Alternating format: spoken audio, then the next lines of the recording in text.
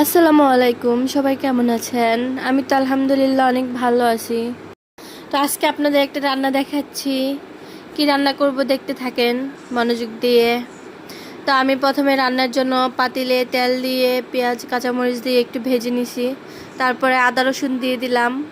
আদার পেস্টটা একেবারে চাঁদের মতো হয়ে গেছে। যাই হোক, এখানে একটু পানি দিয়ে দিলাম মশলা কষানোর জন্য।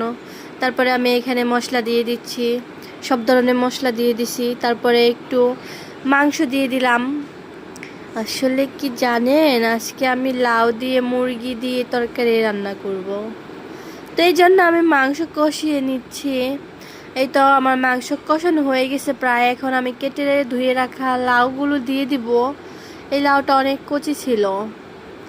এই যে আমি দিয়ে একটু ঢাকা দিয়ে সিদ্ধ করে নিব। তারপরে আমি ঢাকনাটা উঠিয়ে এখন একটু নেড়ে চেড়ে আবার ঢেকে আর একটু ভালো মতন কষিয়ে নিব। লাউ দিয়ে মুরগির মাংস রান্না করলে কিন্তু অনেক টেস্ট হয়।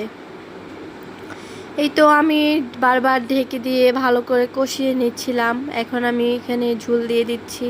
এবার আমি এটা অনেক সময় রান্না করে নামিয়ে ফেলবো। তো আজকের ভিডিওটা এই পর্যন্তই। সবাই ভালো থাকবেন। আল্লাহ হাফেজ।